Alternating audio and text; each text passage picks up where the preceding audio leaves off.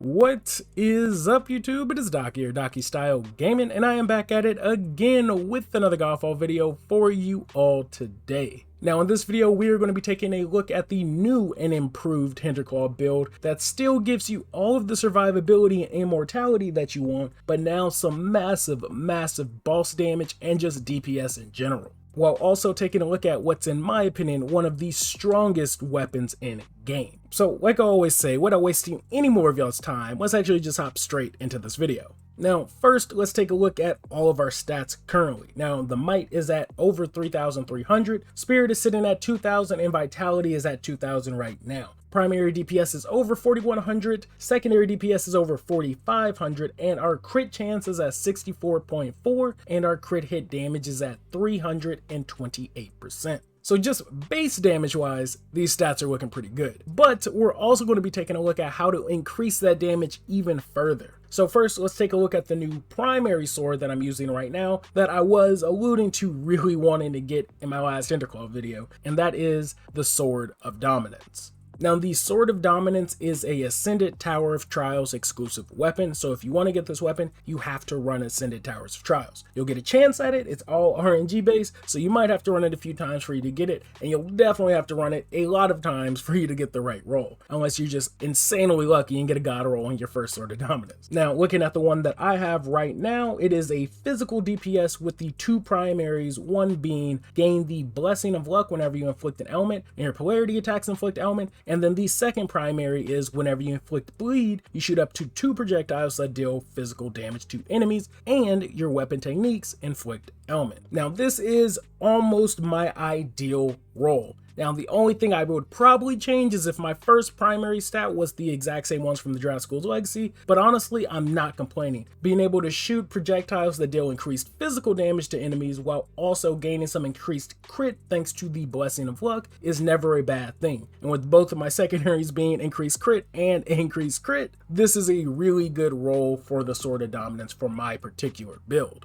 Now, next, we are about to take a look at what, in my opinion, is one of the strongest weapons in game, and that is the Bramble, which is a legendary cursed greatsword that can only be found in the Lightbringer game mode. Now, my secondary stats on it, I got pretty lucky because this was my very first Bramble I had ever gotten, and my secondary stats are crit chance, element power, and soul shatter buildup. But that's not what makes this weapon so damn good. It's its primary stat. And it says, on a crit hit, which this build having over 50% crit, you're almost always guaranteed to crit each hit, but you will gain a Mortal Strike charge that grants you plus 15% additional crit hit damage. Now, this can stack up to 8 times, meaning if you have 8 stacks of this, you are dealing an additional 120% crit hit damage on top of what you already have. Now, my crit hit damage is already pretty high, like I said, sitting essentially at 330%. So pairing that with an additional 120% from the Bramble, you are dealing 450% additional crit hit damage. And that's not taking into factor any other bonuses from Rampage, polarity attacks, or so much more, and some of the gear that you currently have on your build. But just messing around with the Bramble and testing it out, this thing melts bosses in every game mode. So whether you're running around in a Lightbringer, this thing murders everything. If you're killing bosses in Ascended Towers of Trials, this thing destroys and wrecks. Same with some of the higher level 70 Dreamstone bosses, it just melts enemies like butter. It is ridiculous. Whenever you are popping your Northern technique with the Bramble, you are dealing insane amount of damage. It's definitely a weapon I recommend everybody farm. Even if you're not using it on Hinterclaw, that additional crit hit damage is very nice. And it can drop with different elemental DPSs, so it doesn't just have to be physical or bleed, it could be chill and water or any other ones in game. Now, taking a quick look at all the rest of my gear, it's pretty much the same from my last build with one minor change. So we have our Mark of the Duelist, which is pretty much just giving us some additional health every time we perform a crit hit. Next, we have our Lion Talisman, which is going to give you increased weapon technique charge and charge speed whenever you perform a crit hit, so that you can spam your northern and southern techniques very, very fast, which again is crucial for dealing massive damage with the Bramble. And again, with our crit being well over 50%, we are good and everything is pretty much going to crit. Then we have the Eye of the Dragon Ring, which will give you overhealth every time you defeat an enemy that is inflicted with an element, which just about everything on this build will let you inflict an element, whether it's your weapon techniques, polarity attacks, or whatever. Then we have the Mace's Banderole, which is pretty standard. I feel like a lot of people run this additional crit and additional crit. And then same with the Archon's Tier, some more crit and more crit.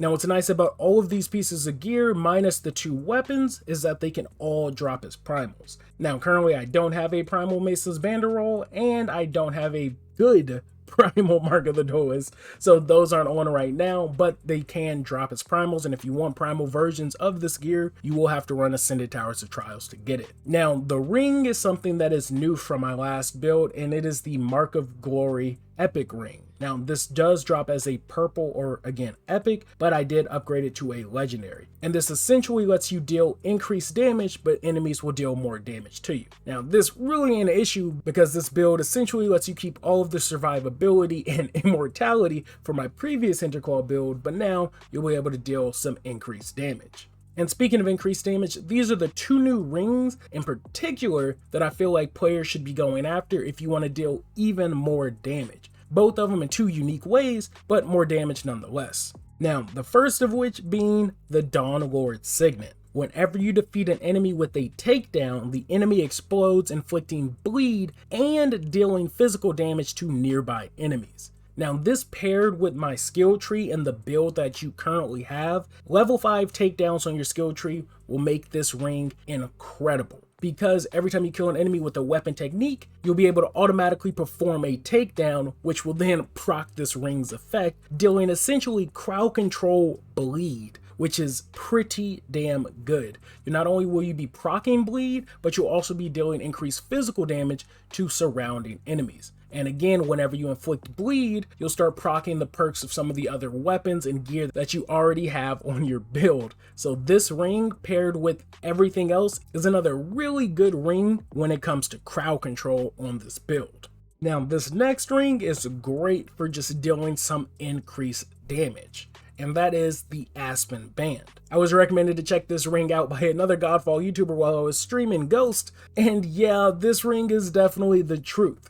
During Rampage, you'll deal increased damage to bleeding enemies. Now, similar enemies will deal more damage to you, but again, with this build, that doesn't even matter. What you're really after is that increased bleed damage. And this is just the ring when it's cursed. When it's awakened, that 70% will go even higher. And depending on the rolls, it could probably get even higher than that. But Aspen's Band is a really, really good ring to use for just some increased damage. So if you're looking for that damage, Aspen's Band's the way to go. And if you're looking for some crowd control, Dawn Lord Signet is the way to go. Now, there's a couple other rings that you can use as well, which aren't as good, but if you don't have the 2 that I mentioned, they will work relatively well in the build. One being the Scorpion Ring, that allows player to gain Blessing of Power whenever you defeat a marked enemy. Next, we have the Dusk Lord Signet, which we pretty much saw in my last build, which will let you expose weak points whenever you inflict an ailment and your weapon techniques inflict ailments. And then the last ring that's another good substitution is the Ruby Band, and pretty much is just for being able to spam your polarity attacks. So that's pretty much the main build gear-wise in a nutshell, while also looking at some of the substitutions for the gear that you can use. Next, let's take a brief look at the augments because not much has really changed. So currently we're still rocking Carnage in the middle so it can feed off the might of everything.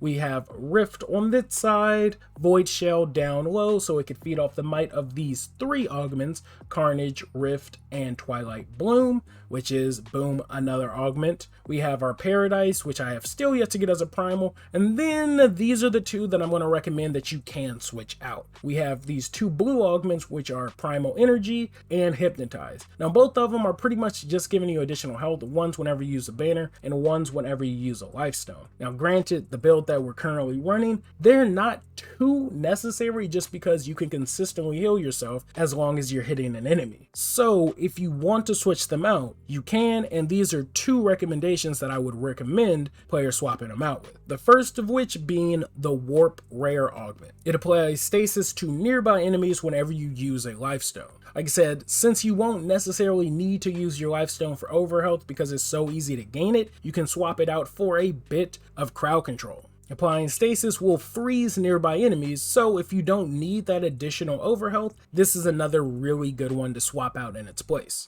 Now, the second augment you can use if you want to switch out one of the two that are currently on the build is Divine Conduit. It is a rare augment that lets you gain additional Archon Fury charge speed whenever you are hit. Now, granted, the point of the build is to not get hit, but gaining some additional crit from your Archon Fury isn't too bad of a thing if you're able to proc him more often. So if you want to replace it for the small amount of health that you get whenever you place a banner, you can definitely do that. Now lastly, we will take a brief look at the skill grid. Now the skill grid is pretty much the same as my original build, but I'm still going to go over the important ones for you to spec into. First of which being your weapon techniques. Make sure you max those out because it is essential to be spamming those as much as possible and dealing as much damage as possible, because that paired with your takedowns at level 5 will allow you to get a free takedown every time you kill an enemy with your weapon techniques. So weapon techniques and takedowns are a must. Make sure those are both maxed out if you can. Next, we have crit hit damage and crit hit chance, of course. You'll also want to increase your element power as well. It'll help increase your duration and element power, as well as the amount of damage it deals to enemies. And with all that physical and bleed damage you'll be dealing, you're definitely going to want to max that one out as well. Now, depending on some of the other gear you have or the rings, Rampage is another really nice one to max out. Again, if you're going to be using that cursed ring, I highly recommend maxing out your Rampage. And then lastly, I always tell everybody to level up your weapon timing attacks. At least put 2 of them in there. You don't have to get them to 5, but every weapon has multiple timing attacks. Most of them being a light and a heavy attack, but if you are a longsword user, you will gain access to a 3rd weapon timing attack with your Southern technique, which is great for, once again, dealing AoE damage and knocking down enemies that also allow you to perform a takedown. So that is pretty much the entire build in a nutshell. Now again, there are multiple rings you can use to mix and match